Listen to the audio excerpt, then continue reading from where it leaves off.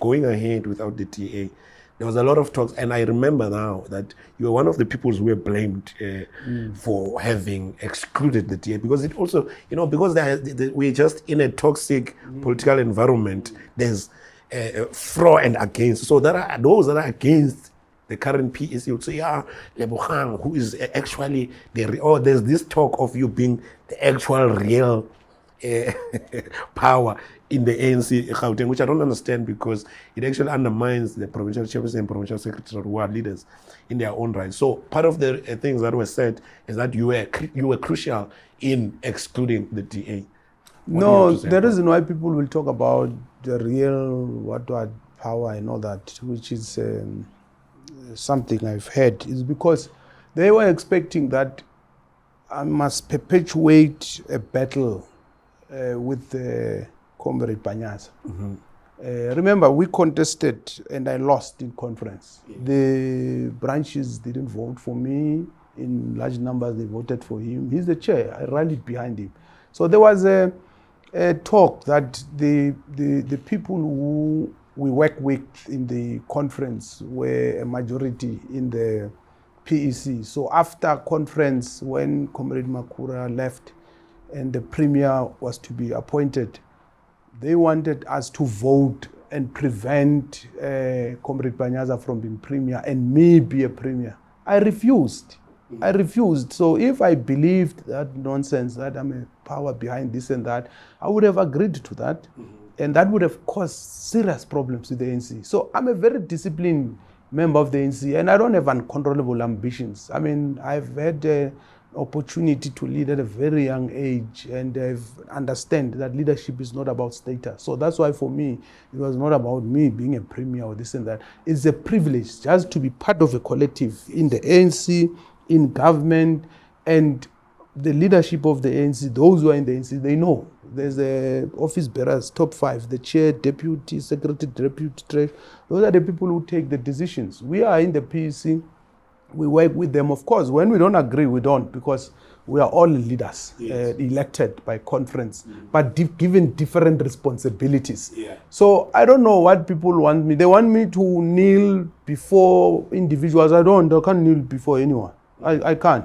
But I respect all the leaders, the chair, his capacity as a premier, and there is no such a thing as a power behind and all that. So I was part of the negotiation team because I'm head of the elections. Correct. Not because I have some imaginary power.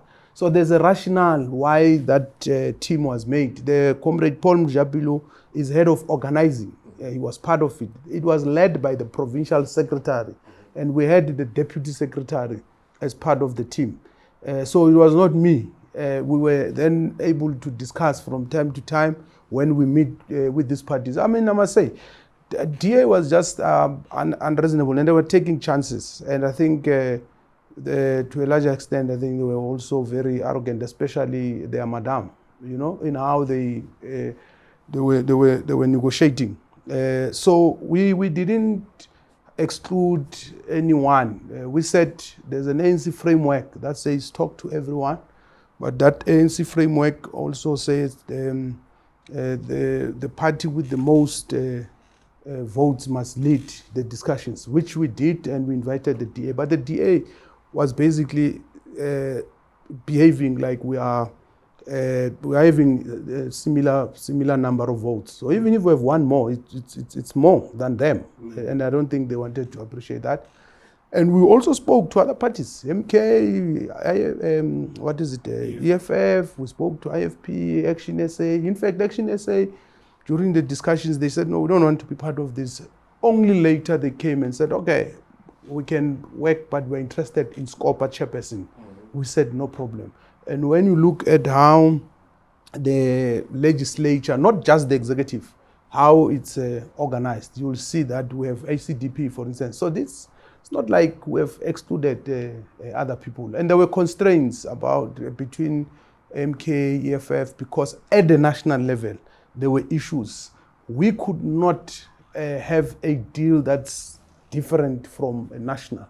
And that's why we ended up not having them, but we agreed, and we We engaged with the national leadership. By the way, the decision was taken by the national office bearers of the ANC after talks stalled and all that. There is no Gauteng. In fact, you know, people, when they write stories, they will create an impression that, hey, these ones are brave. In the ANC, there's no such a thing. You're going to be brave and what? The decision is taken national. Yeah. So let's think that, well, you see, these ones.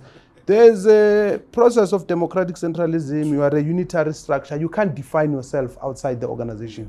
We will not do that. The day we want to do it, it means we will be wanting to leave the ANC. And we are not going anywhere. That's why people must stop threatening us with disbandment or anything. We're members of the ANC.